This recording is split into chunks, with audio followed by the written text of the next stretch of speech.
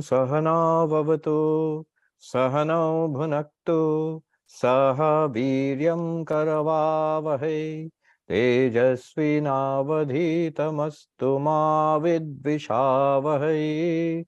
Om Shanti Shanti Shanti.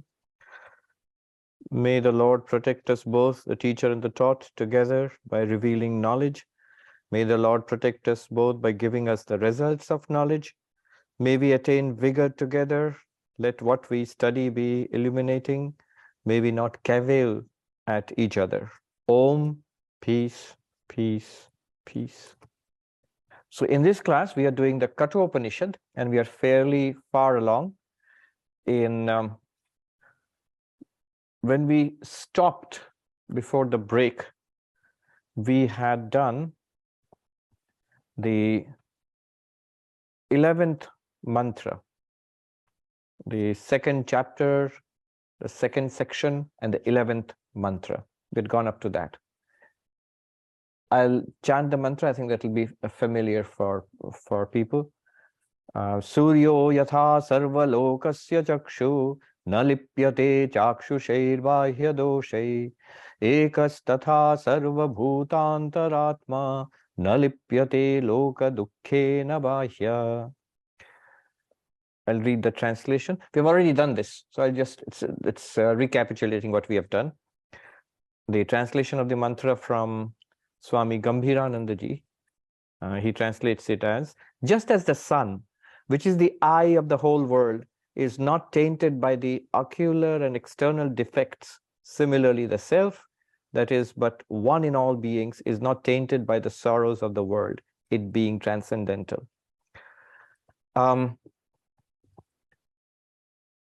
The question is that if we are this one awareness, which is one and the same in all beings and pervading everything, not only it's one consciousness in all of us, but it's everywhere, inside, outside, it pervades everything that exists. If that is true, then it raises the old problem of, it's known as the problem of pantheism. If this world itself, God has become this world, then the world is a nasty place. There are lots of problems with this world. So it will become a God immersed in problems. And anyway, why call it God in that case? Why not just call it the world? And then how would you save this divinity which has now become this world, the sorrows of this world, from physical injury to illness, to unhappiness, to misery, from evil, from suffering? All of those will affect. If it's everywhere, then whatever is there in this world will affect that reality, that consciousness. And if I am that, how will I be able to transcend sorrow? And the whole idea was to transcend, go beyond sorrow. You'll be affected by everything in the world. Right now, I am this one consciousness I feel in this body, and I'm affected by the problems of this body. I'm affected by the problems of this mind. And to the extent through this body and mind, I'm aware of the world, I'm affected by the problems of the world too. How are you saying that this consciousness is beyond sorrow? As he gives an example of the sun. There was one sun shining, reveals this world to us. But notice, the sunlight is not affected by what it reveals. So there's snow. Last couple of weeks ago, there was this tremendous amount of snow upstate. Luckily, here in New York, in the city itself, we were spared the snow, although the bitter cold was here. But there's snow, brilliant snow. The lake here froze. So the sunlight falling on the frozen lake, on the ice there. Notice the sunlight didn't become icy when it fell on the ice, illumined the ice. When finally in the last 3 days, the ice has melted, it's water. Same sunlight is illumining the water. But the sunlight doesn't become wet by illumining the water. If snow melts and everything becomes muddy, the same sunlight which illumined the brilliant snow and now illumines the muddy after effects of snow. Does the sunlight become muddy? No. Exactly like that, the sunlight which reveals everything and yet is not affected by what it reveals, that's an example. Exactly like that, you, the consciousness, you reveal whatever is going on, but you are not affected by whatever is going on. the defects of what is revealed by consciousness do not affect consciousness. Why? Because the word used is bahya, transcendental. Because consciousness transcends, the illuminer transcends what is illumined. The good and the bad, whatever is revealed by consciousness, that does not affect consciousness. Remember, here we're talking about consciousness, the Atman. We're not talking about the mind. The mind which thinks about the world will be affected by the world. But that consciousness which illumines the world and the mind, that is not affected by the external objects or by internal, the subjective arisings, which we call thoughts, emotions. It reveals. It just is, and it reveals. So we saw, I think I read out some of Shankaracharya's comments in his commentary here. He points out, Loko hyavidyaya swatmani adhyastaya kama karmodbhavam dukkham anubhavati.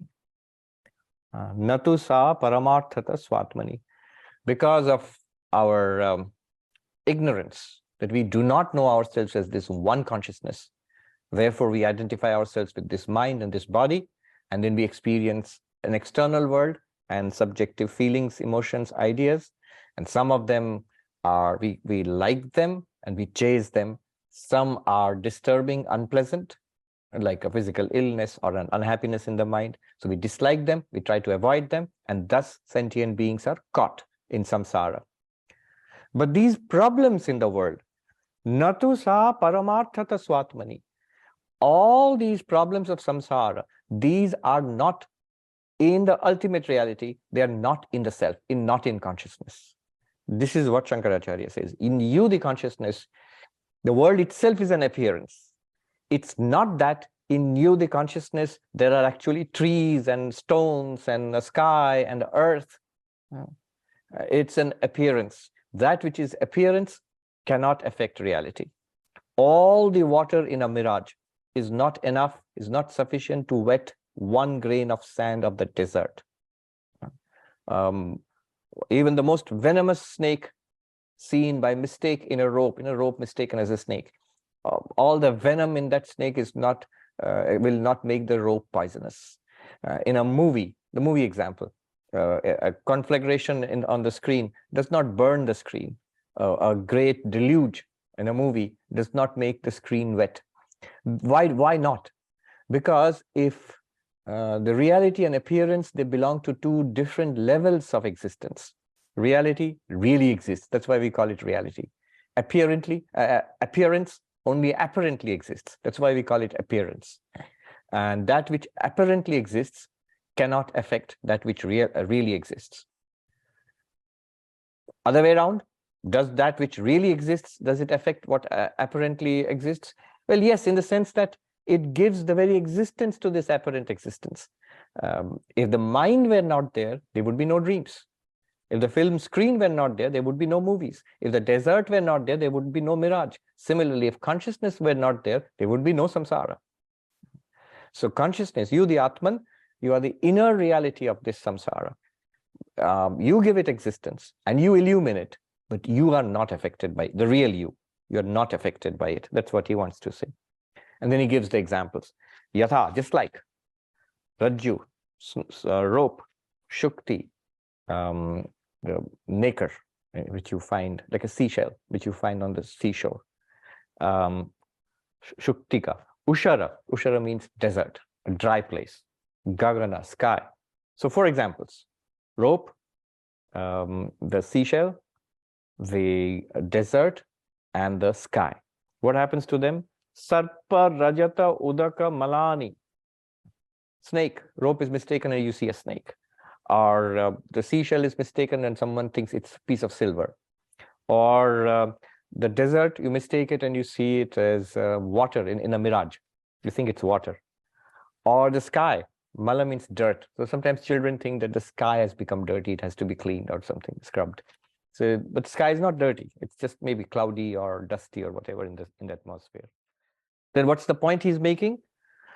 In all these errors, these are examples of error. These are examples of illusion. Na rajwadinam swata dosha rupani santi.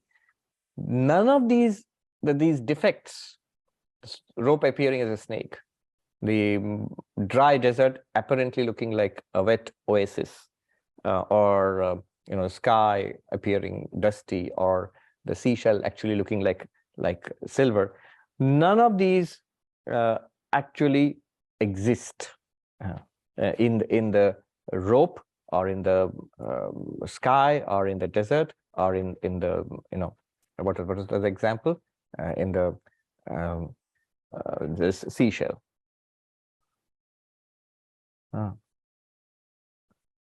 Nat tad doshai tesham lepaha. I'm skipping a little bit. So if there are any defects in the appearance, those do not affect, they do not smear the reality. So the snake is poisonous, looks like a poisonous snake. None of the poison actually affects the rope. Similarly, none of the water in the mirage makes the desert wet. Viparita buddhi adhyasa bahya hite. Because whatever is superimposed by ignorance in our intellect makes the rope appear like a snake. But the rope transcends the snake superimposed upon it. Yeah, that's a good way of putting it. The rope, reality, transcends the appearance. The appearance, which is superimposed by ignorance, we don't know the rope as it is, and we make a mistake of thinking of it as a snake. Our mistake, the rope transcends our mistake. Similarly, you, the Atman, you, the pure consciousness, you transcend the world appearance. And therefore, nothing in the world appearance can actually damage you, hurt you. Tatha, just like that, Shankaracharya says, Sarvo loka kriya karaka phalatmakam. He says, all this world, which consists of action and its results. Action, the instruments of action, and the results. The law of karma, basically. We perform actions with the help of the body and the senses and the mind, and we get the results. What are the results? Pleasant and unpleasant. Good actions, dharmic actions, we get sukha, pleasure, pleasant results. Adharmic action, being deliberately naughty or evil, and we get the results, which is pain or suffering. So none of that, natu atma, sarva lokatma api san, viparita adhyaropa nimittena lipyate loka dukkhena. But underneath all of this, you are this one consciousness. And this one consciousness is not affected by karma or the effects of karma. The sentient beings, taking the body and mind to be the only reality and this world to be the only reality, they perform karma and they're trapped by the results of their own karma, and they suffer because of seeing that only to be the real. It's like being trapped in a movie. There may be a horror movie, then you suffer. Or being trapped in a movie which is a comedy. You may laugh, but it's still delusion, it's not real. But the real you, the one who's watching the movie, is not affected by the movie, whether it's good or bad.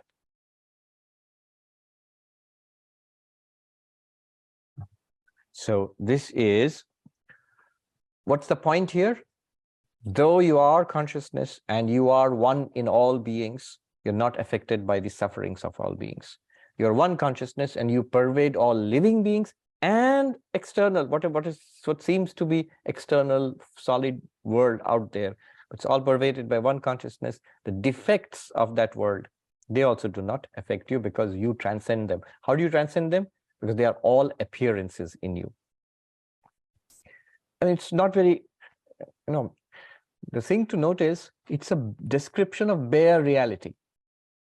When you say things like that, it's one consciousness transcending everything. Everything appears in one universe, appears in one consciousness.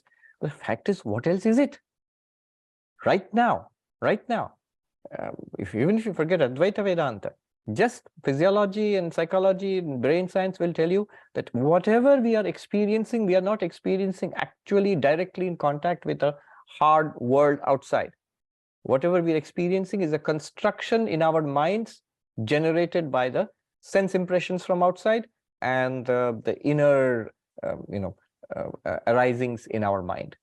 The subject and the object come together to produce this, and all of it is appearing in consciousness. What else could it be? Our life is basically objects appearing in consciousness. It's consciousness and its contents. It feels like something. That's our life, basically, all of it. Whether there is an external universe quite apart from us, whether consciousness is generated by the brain, whether it's just a material world, all of those, whether it's you take a materialistic approach, whether you take a subjective idealist approach, or you take an Advaitic approach, whatever it is, all those philosophical speculations come later on. Nobody can deny, even the most hard and fast materialist cannot deny. Right now, literally what we are experiencing is consciousness and its contents. That's it. Now, moving on. How does this help us? What results does it do us? First of all, you've just been told by the example of the sun, you are safe. You as consciousness do not have any problems. And say, yeah, as consciousness, I might not have problems, but the world has so many problems, and the body has so many problems, and my mind has so many problems, and other sentient beings around me, all my neighbors and family members, they have so many problems. And yet, what it is saying is all those problems are an appearance in consciousness as our bare nature, as pure consciousness. You transcend all those problems. That level, you are safe. I love that definition by Wittgenstein, that religion is the search for ultimate security. And it's true. Advaita Vedanta is telling, this mantra is telling us, you have that ultimate security if you were to know yourself as you truly are. It's like, for example, a schizophrenic person sees a lot of problems in the world outside. I'm being persecuted. People are out to get me. You know, that movie was there, A Beautiful Mind. And yet you would tell such a person, it's all right, there is no problem at all. It doesn't seem like that to that person. But that person, you realize, transcends the problems which are appearing to him. Similarly, we are all, in a certain sense, schizophrenic about our lives and our worlds. It is an appearance to consciousness. Consciousness itself, like sunlight illumining a world, is completely unaffected by what it reveals. At that level, you are safe. Not as body, not even as an individual mind. As a body mind, you're going to be affected by the world. All right. Moving on. The next mantra. So these are all powerful. They are descriptions of our real nature as pure consciousness, and also shows us how to realize what we are and how to get the benefit of that. So first of all, note that you are safe. Second, again, on the theme of being safe, just like the schizophrenic patient, to extend that example a little further. You may know that the patient is safe and there's no problems as what the patient feels like, but the patient's suffering will not cease until the patient sees that for himself. Then the suffering ceases. Similarly, we are safe right now. You need not worry about the birth and death and samsara and all terrible things, because at the ultimate level, as Atman or Brahman, we are safe already, whether you're enlightened or not. But our suffering will not cease until we come to see it, until we realize it. And if our goal is to cease suffering, then enlightenment is a must. Because people can ask, if what you're saying is, it's all right. In that case, why should I pursue spiritual life?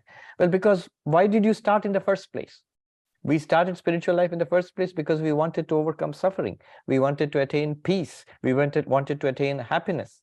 Well, until we have attained that, until we can honestly say that I have the peace that passeth understanding, the peace that cannot be shaken. I have the happiness which is spontaneous and natural. I'm ever fulfilled. Until I can honestly say that, at least to myself, I must pursue this path of realization. Right. Now, the 12th mantra. Eko vashi sarva bhutantaratma ekam rupam bahudaya karoti tamatmastham yena anupashyanti dhira tesham sukham shashvatam netaresham.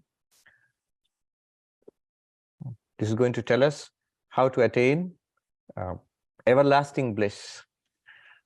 So let's pay attention. It's worthwhile, most worthwhile.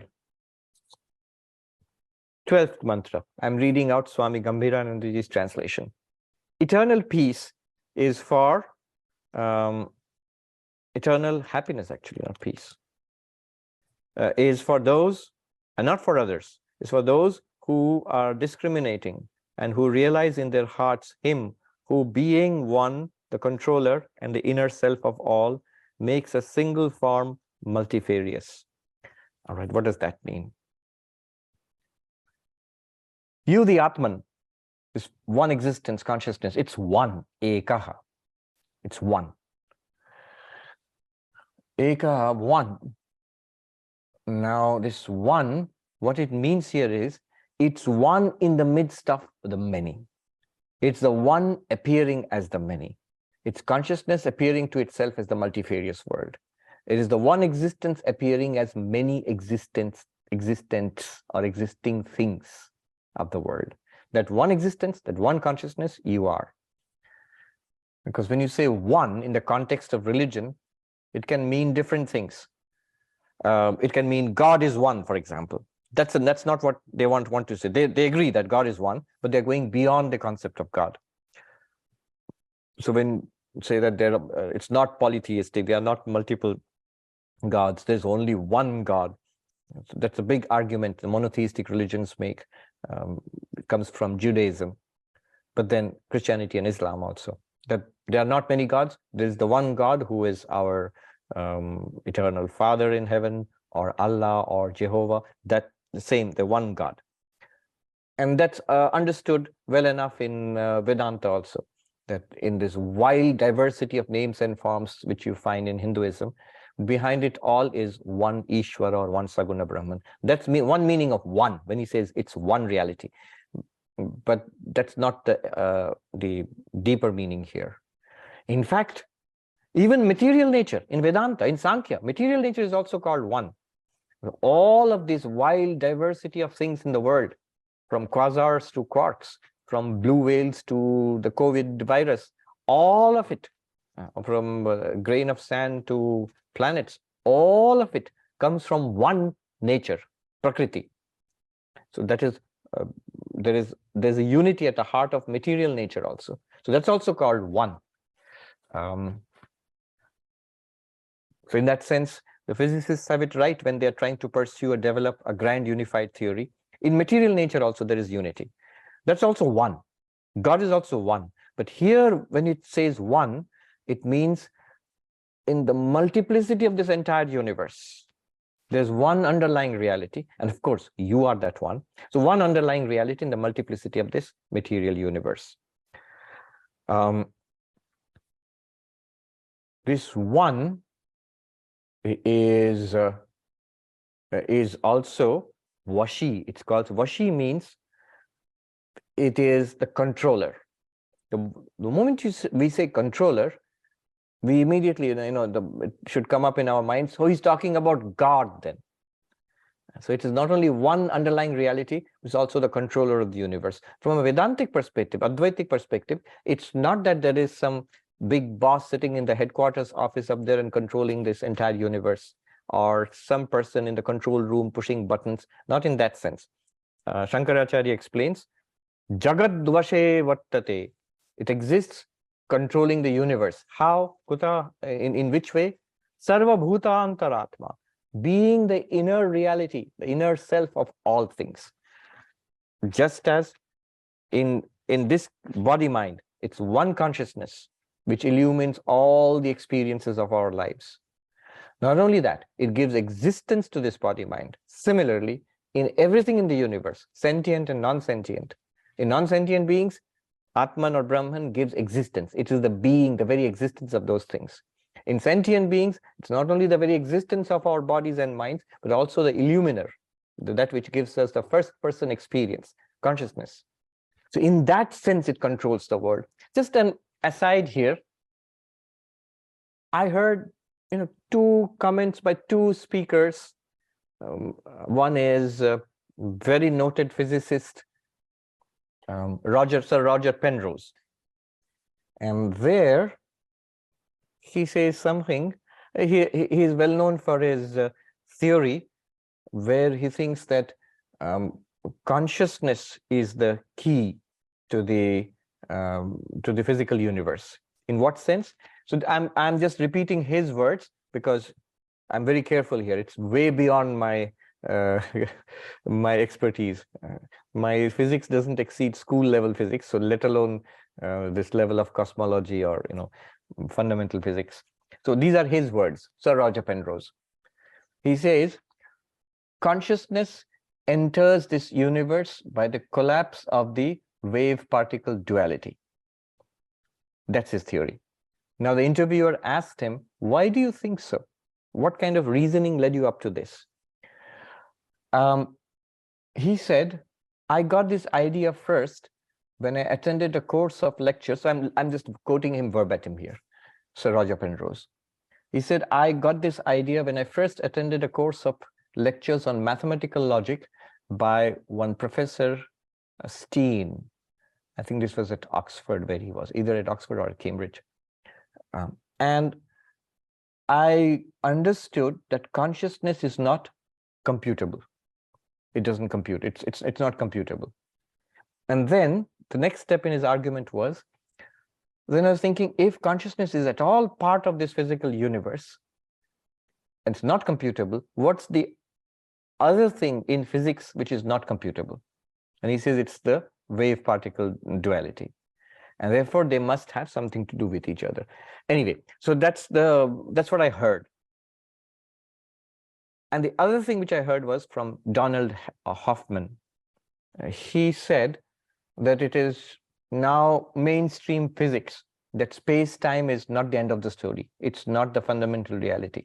There's something deeper than space-time. And it's beginning to seem as if consciousness could be the deeper reality. Now put these two together. He's just putting up, these are theories. They're certainly not accepted or proven as yet. But just put this together. Here are leading physicists, very mainstream. One of them is a Nobel Prize winner, who's talking about the fundamental reality of this universe being consciousness, or at least consciousness being implicated in the fundamental reality of this universe. Now, just for a moment, let's step back and think how amazing this is. Because to me, studying physics at the school level, you would not expect physicists to be talking about consciousness. Because the way we have been taught, we have come to think about consciousness is consciousness is a higher order emergence. The reality of this universe is space, time, matter, energy. And somehow it leads to a universe, a big bang in this universe. And somehow, somewhere in some part of this universe, in some planets like the Earth, this material universe becomes a living universe. Part of it, this matter becomes life, living bodies. From unicellular beings to complicated bodies like our bodies, living bodies emerge. And somehow, some of these living bodies have sophisticated nervous systems and brains, and somehow these physical things, living matter, bodies with nervous systems and brains, produce something called consciousness. So consciousness comes much later in the story of the universe. That's how we were taught. That's the common sense idea of science. But now, physicists who investigate the nature of fundamental reality and the physical reality, they are saying somehow the story could begin with consciousness. Clearly, they are not talking about consciousness in the sense of something produced by a living body and nervous systems and brains. So just leave it at that. What it struck me as from an Advaita Vedanta perspective is, when we investigate ourselves through Drigdrishya Viveka, the seer and seen, or the waking, dreaming, deep sleep, or the 5 levels of the human personality, whichever methodology, we come to the conclusion we are awareness, just consciousness, bare awareness. And according to Advaita Vedanta, this whole universe also emerges, the physical universe, not just ourselves. The universe, this vast universe, is an emergence from consciousness. That is called Brahman. The consciousness within us, what we are, Atman. That from which the universe has emerged is called Brahman. And the whole point of Advaita Vedanta is to say Atman is Brahman, Tattvam Asi. Now it begins to seem that science is not, if not saying that, pointing that way. I am consciousness. Go to David Chalmers or someone, the hard problem consciousness, they will tell you the consciousness, you are, if you are consciousness, you cannot be a product of this body-mind. That's the hard problem of consciousness. Then go to Sir Roger Penrose or Hoffman or others, they're saying this universe is fundamentally consciousness. Then they're the same thing. You and the universe are one reality. Anyway, so in that sense, it is the controller of the universe. Of course, it's in the sense of God, if you were in the theistic sense, of course, that same consciousness is the Lord or the God of the universe, and in that sense, the controller. Sarva Bhutantaratma. It is the inner self of all sentient beings. Ekam Rupam Bahudayah Karoti. The one being who becomes, transforms, makes the multiplicity out of that oneness. Here I'm going to quote from one sadhu teaching this thing in the Himalayas in Hindi. He said, but I'll just tell you the English. Very powerfully he puts it. He says, just as, we have to imagine a fair, in Hindi it's called a mela, so a traditional rural fair in India, where there are lots of toys made of clay for children, so clay toys.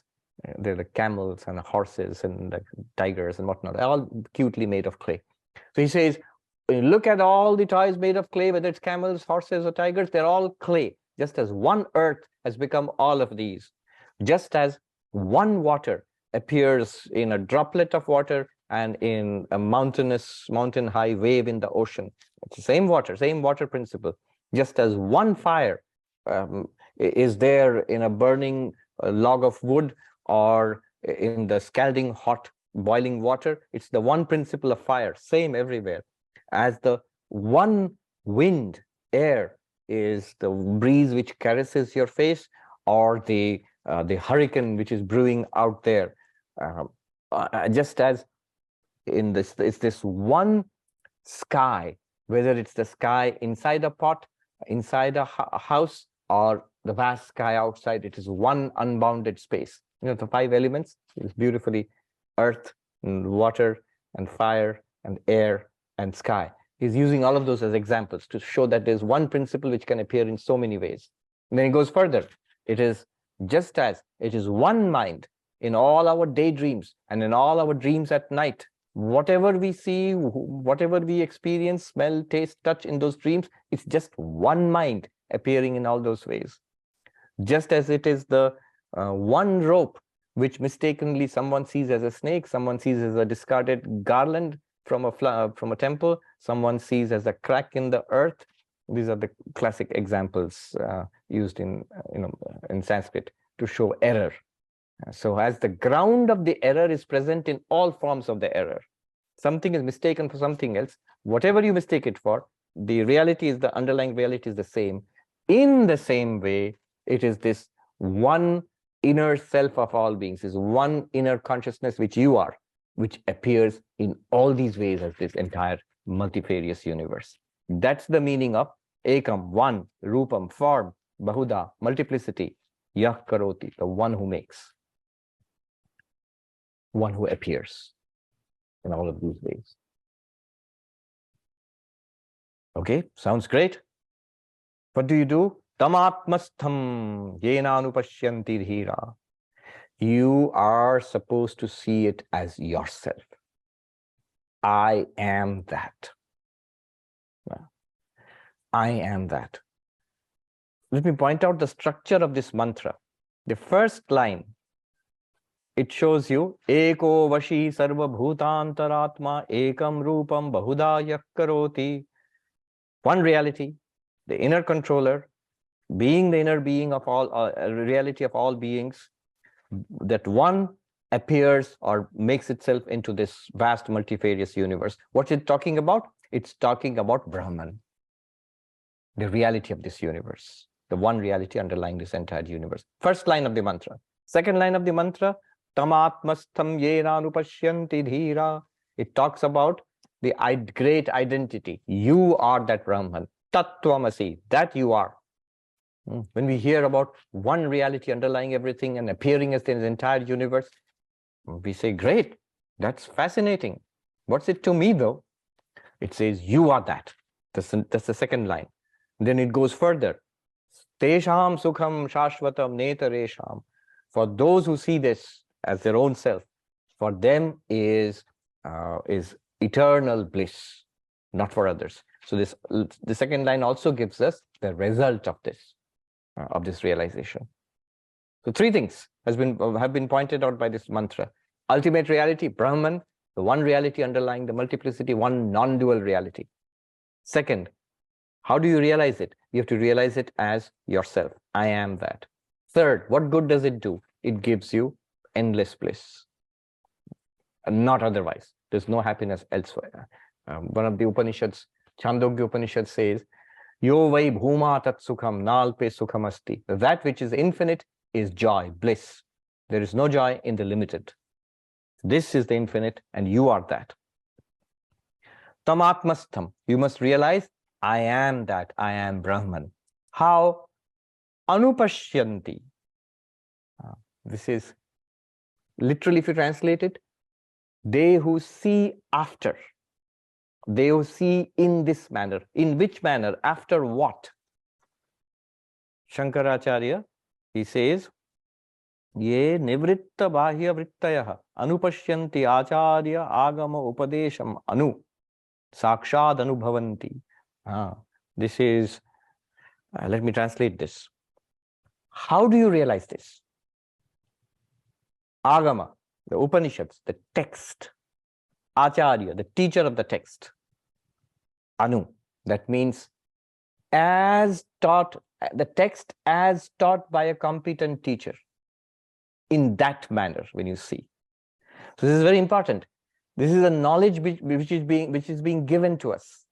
We must get it first. We must download it into ourselves first and see it through those eyes, the eyes of the text as taught by a competent teacher. Anu means afterwards, later, in this manner.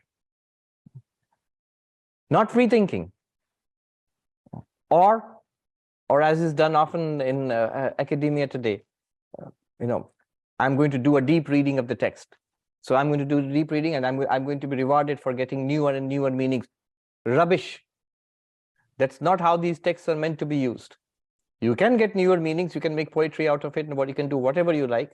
But first, the text as transmitted to you by the teacher of the lineage, the text is meant to point out something to us. If we are not receptive to what it is pointing out, and I'm trying to make new meanings out of it, no good. You can write a book or get a poetry prize for it, but you will not get enlightened. They're trying to show us something. So one must see what they're trying to show us. Acharya agama upadesham anu.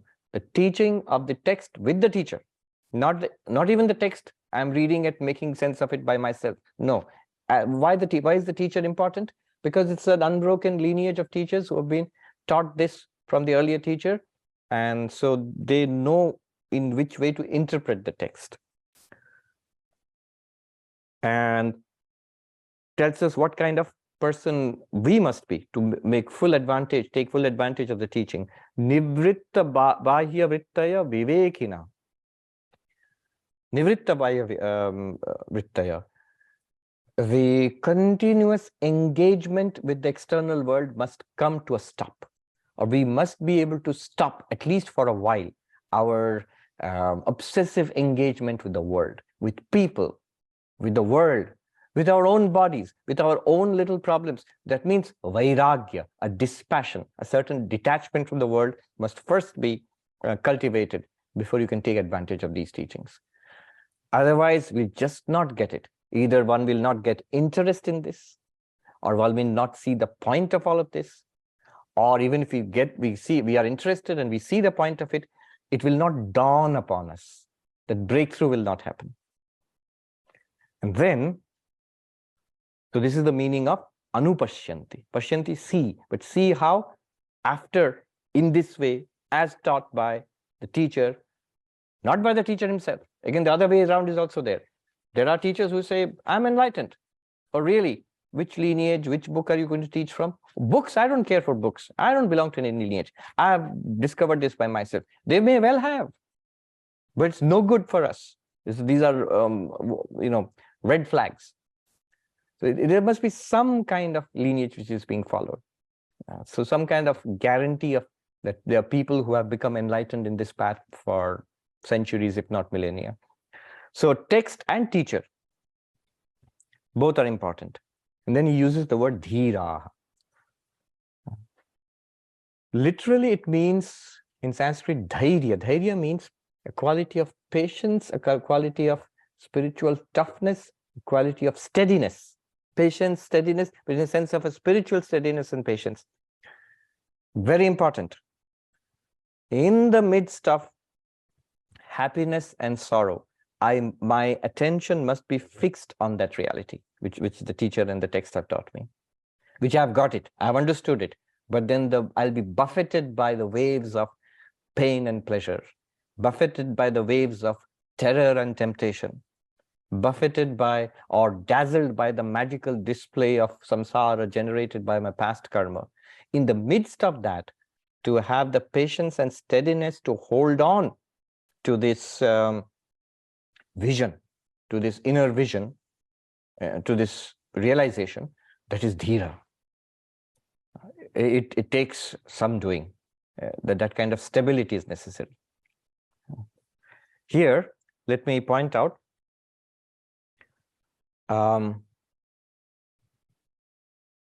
yes, courage, fortitude, people are pointing it out in the comments. It is true. All of these, but dhira is like a spiritual hero who has that power that's required. Now, someone asked the question, so this insight which we get, teacher, text gives us this insight. I am awareness. The whole universe emerges from that awareness. So it's one underlying reality. I am that underlying reality. And I begin to get it. Now, what is the role of meditation here? Isn't meditation necessary for that breakthrough? And having that breakthrough to be stabilized in it, isn't meditation absolutely necessary? The answer here is, this is very sophisticated, very deep. One must pay attention carefully here. The answer here is both yes and no. Why yes? Meditation is necessary at both stages. To make the breakthrough, meditation is necessary. The mind, which is habitually disturbed, must be calmed and focused. That's why Shankaracharya said here, we must get the development, we must develop the capacity of not being scattered in the world, not being continuously pulled out, sucked out by the world. Bahya vritti. Vritti means the externalized activity of the mind. That must cease. So those of us whose minds are, most of us in that case, would benefit from being mindful, would benefit from meditation of some sort, mantra meditation, breath meditation, whatever it is. Then, once this breakthrough happens, once this clarity comes, this knowledge becomes a living knowledge for us. Yes, it is true. I can honestly say it is true. Then again, yes, meditation is useful to keep us steady in that, to establish us in that. And that's called nididhyasana. Vedantic meditation, non-dual meditation, where the vision of the Atman is clear to you. Krishna says in the Bhagavad Gita, stabilize yourself in that vision, na kinchidapi chintayet, and do not let other thoughts arise. Thoughts, perceptions, memories, do not let those things arise. Steady there. So this is yes, why meditation is absolutely necessary. Now, no. Why no? Because since this is already an accomplished fact, you are pure consciousness, you are Brahman. Right now, we are that right now. Meditation is not going to make us more Brahman. Meditation is not even going to make you more steady as Brahman. You kind of, we understand, yes, but I was shaky earlier, now I'll be more steady. No. What was shaky? And what becomes more steady? It's the mind. You as Brahman were always rock steady. Even when you were completely not interested in Vedanta, completely immersed in worldliness, completely in the midst of suffering, you're rock steady as Brahman. That this understanding must come. Otherwise, I'll tell you what happens is we become dependent on meditation. It's meditation which is giving me access to my nature as Brahman. And say, yeah, that sounds right. No, it isn't. So I am sitting here on this chair right now. This is where I am. What practice should I do to sit on this chair? Say nothing, just be as you are. But if somehow I don't understand this, I need some practices, then you might design some artificial practices. Well, get up, take a walk around, come and sit back, and notice that you have sat on the chair. That's how you sit on the chair. Now, if I get addicted to that practice, I'll be forever taking a little walk around and coming back and sitting on the chair. Because my mind is telling me somehow you are not sitting on the chair. This might sound silly, but that you are Brahman is even greater a fact than the fact that I'm sitting on the chair right now. No, meditation is not an absolute necessary for you to realize that you are Brahman, because this notion that I am not Brahman is born of ignorance in the mind. This notion has to be removed. And that removal of the notion is the job of this insight given by Vedanta. So then meditation is not necessary. Again, be careful. Meditation before breakthrough, after breakthrough, necessary because the mind demands it. Consider 3 levels. 1, the level of the sort of basic level, which I guess most of us, we are at that level. We need a calm mind. And therefore, meditation is necessary. Prolonged effort, with all care to steady the mind. We will immediately see the benefits of that. This inwardization, calming, focus. Whatever our meditation technique, all of them have one thing in common. They are designed to train the attention. So this training of attention we can all benefit from. As the mind is calmed, then use the Vedantic teaching. It could be Drigdrishya. Here is something that I see, that's seen. The eyes are the seer.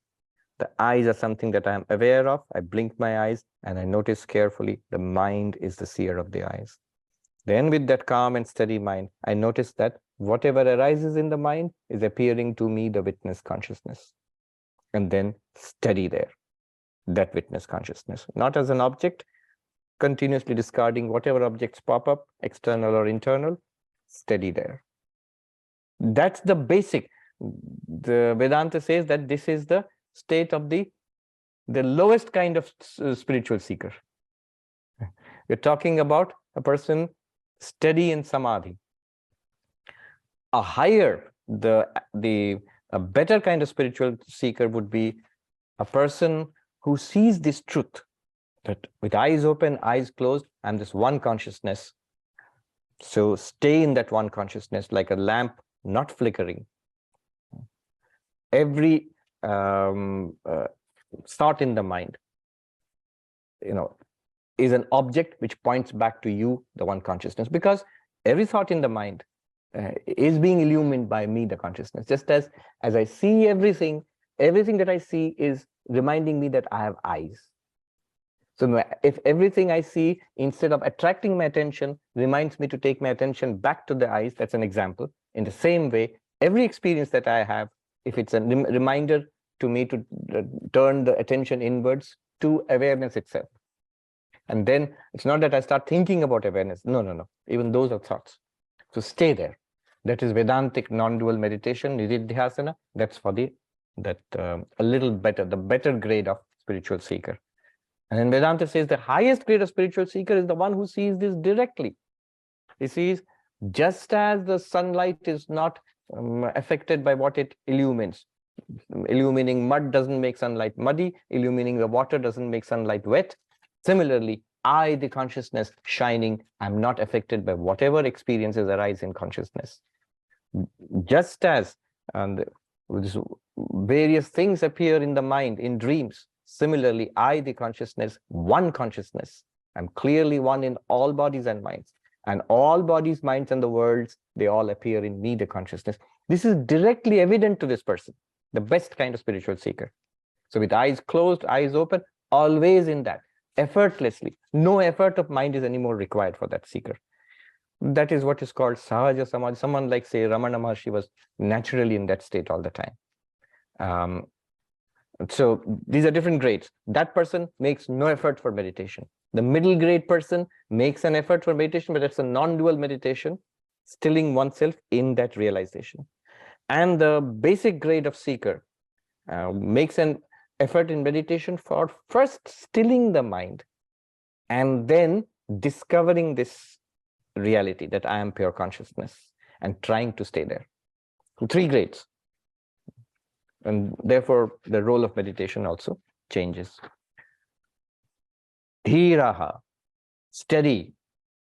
One must remain steady in this vision. I am pure consciousness in the midst of sorrows also. He says, Tesham sukham shashvatam. What is the result of this practice? The result of this realization and this practice? Eternal bliss, unbroken bliss.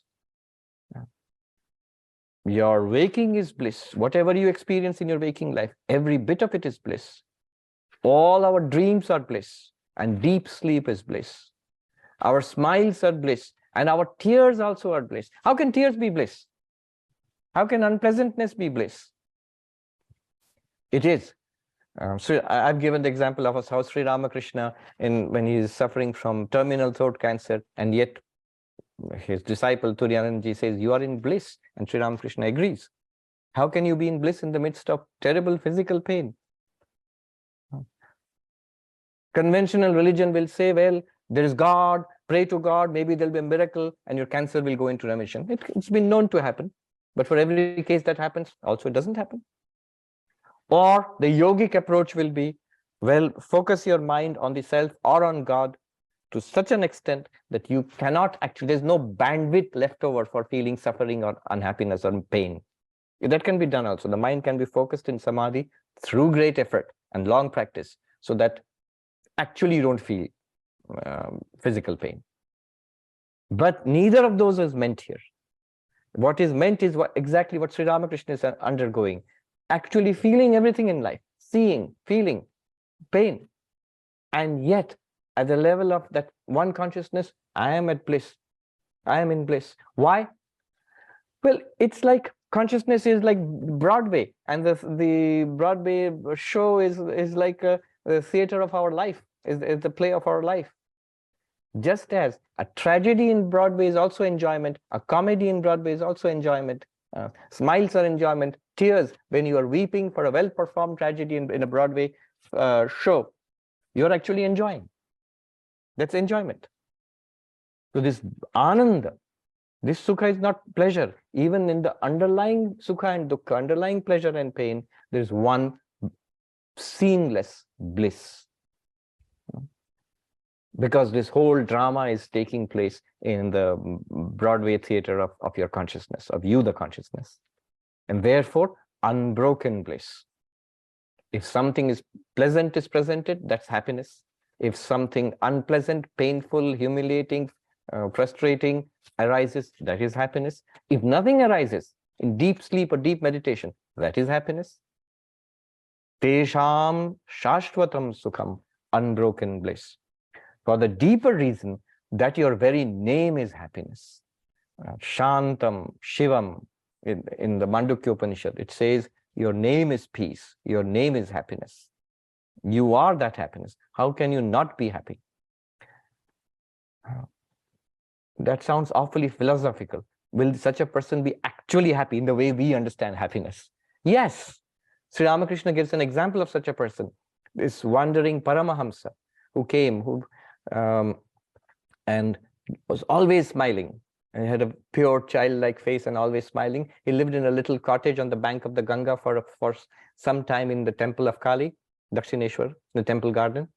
And Sri Ramakrishna said, you'd always be smiling and laughing. So he's actually feeling happy in the way we feel happy. And what would he do? He would sometimes come out of his cottage and look at the sky and the river, the Ganga, the temple and the people, and shout in delight. He would say, wow, the wonderful glory. How amazing. What is how amazing? Ekam rupam bahudha karoti. This line from the Upanishad. How that one is appearing as the many. How is that one pure subject consciousness is appearing as this objective universe? What a delight. Here it is, appearing as human beings and animals and the birds of the air and the fishes of the river. Here it is, appearing as the laughing child and the weeping person. Here it is, the child who is newborn and the dead man being taken for cremation. All of it is this one reality. How delightful, how amazing. Sri Ramakrishna says sometimes this Paramahamsa, this enlightened being, he would roll on the ground in laughter. He couldn't control himself. And unlike Totapuri, Sri Ramakrishna's own teacher, Totapuri dismissed the personal God. So this one did not. I'm confusing it with another one who was like this also, but a little more crazy. He came to the temple of Kali and chanted a hymn to the Divine Mother Kali. And Sri Ramakrishna says the temple shook. And it's a huge temple. I mean, it's just a vibration. This one person for whom God is ever effortlessly a reality. That when I said the three grades of non-dual seekers, the highest grade is like this. The second person Sri Ramakrishna mentions that is a little more crazy than this one. At least this person was nice and clean and happy and delighted, childlike. The second one was like a madman. He's dressed in rags, and he came. Even there were beggars who used to be fed. Nobody would sit and eat with him. He seemed like he was a crazy person. Even the beggars would not let him sit with them.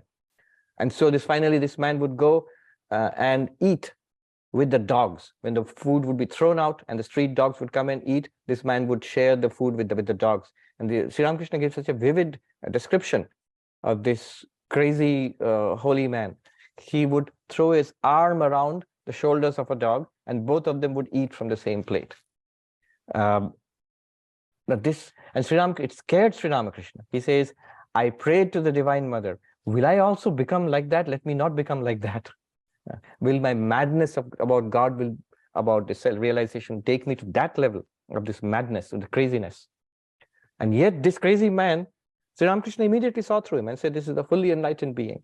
He goes to the temple of Kali and prays. It's such a thunderous hymn, a stotra, that the whole temple seemed to vibrate. And Sri Ramakrishna says, the mother smiled. He saw this. And then this crazy man, he left the temple garden and he walked off. And Sri Ramakrishna told his nephew, Hriday, this is an enlightened person, fully enlightened person. So Hriday chased this holy man, said, sir, please teach me. How can I become enlightened?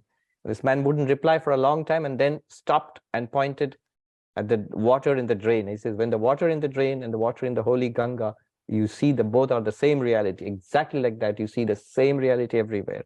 Then you are enlightened. Exactly what this mantra is saying. And then, of course, the story had a funny ending. Hriday said, make me your disciple.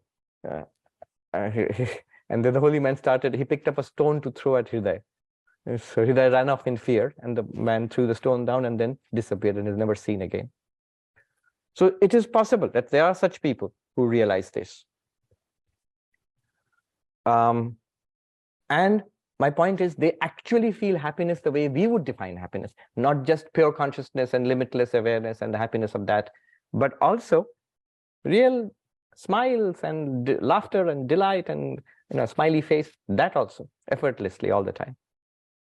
Netaresham, not for others, is a warning. Shankaracharya explains, not others. Bahya sakta buddhinam avivekinam swatma bhutam api avidya vyavadhanat. Not for others. Who are these others? whose minds are ever attached to the world, to wealth and pleasures and success, or problems and suffering and miseries. Continuously, minds are messed up, engaged with that. Aviveka, those who do not discern the reality from the appearance. Although Swatma Bhutam, although it's their own self, you are that Brahman. Yet, avidya vyavadhana, because the obstruction of ignorance is there. Why is ignorance there? Because viveka is not there. The discernment is not clear. That teaching does not take hold. Why doesn't the discernment, the teaching not take hold? Because minds are continuously flowing outwards. So for such people, it will not become clear. For the rest, those who see this, sukham shashvatam, unbroken bliss. Good. Let me look at the comments. Michael Bird says, is love just an appearance to consciousness, or is love the very fundamental makeup of consciousness? Both.